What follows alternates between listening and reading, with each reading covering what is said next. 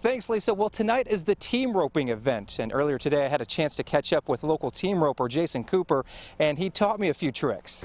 Brian is well respected amongst his peers at Bishop Seabury Academy. Colleagues say his service is something students can look up to. Now, traveling around the country is a huge commitment, and they take it very seriously. Some even have their own discs. Liz, back in April, Westar filed for a 1.7% increase, totaling $31.7 million. However, the breakdown of those numbers has large businesses paying less, while residential and small business customers paying more. A lot of the larger customers are paying more than it costs to provide them service, but residential and smaller businesses are paying less. And so we have suggested to the Commission a way to balance that out so that everyone's paying their fair share. Residential customers in Kansas would pay $62 million more. Small businesses would pay $21.5 million more, while large businesses would pay $50 million less.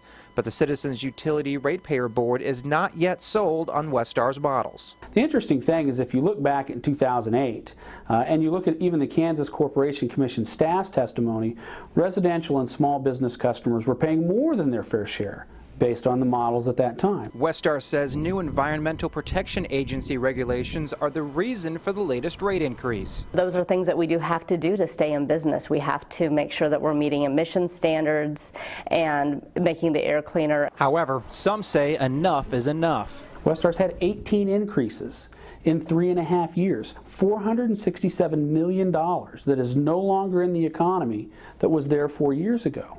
Okay, that's all coming out of our pockets. Because we are in a building cycle and meeting these new requirements and putting billions of dollars into the infrastructure to clean the air, to make it stronger, then it has continued to raise costs higher. We still are below the national average. The Kansas Corporation Commission is currently reviewing the rate request and is expected to make a decision in December. Any increases that are passed will most likely be reflected in December's bill. Thanks, Liz. On Sunday, about 4,000 students are expected to walk down the hill. That is, if Mother Nature cooperates.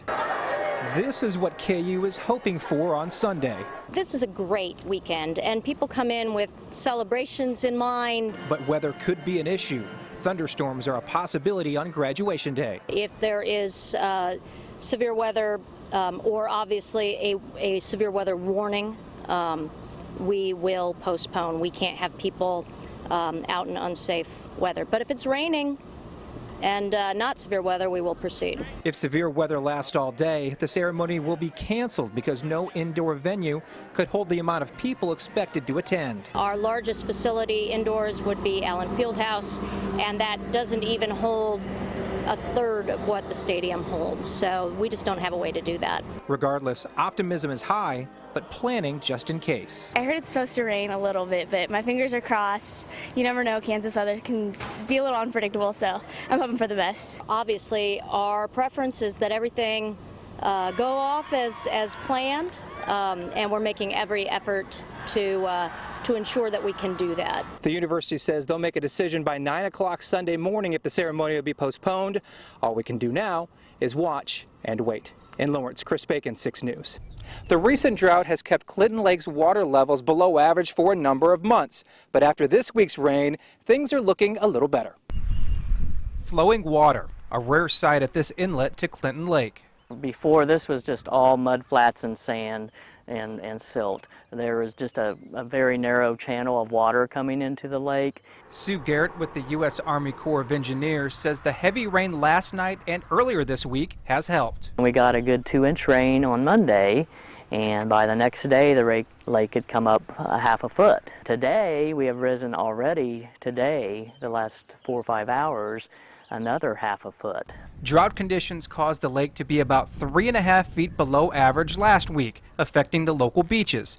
Tori Crawford has spent the last few summers out here. Last year it was up a lot higher and there was not a whole lot of beach, and so this year it's definitely a whole lot lower, so the swimming area is a little bit smaller. We did have to move our buoys out and add some sand to make it usable at this lower level, so we had to do quite a bit of work on the beach last week. And now the rising waters will help get things a little closer to normal.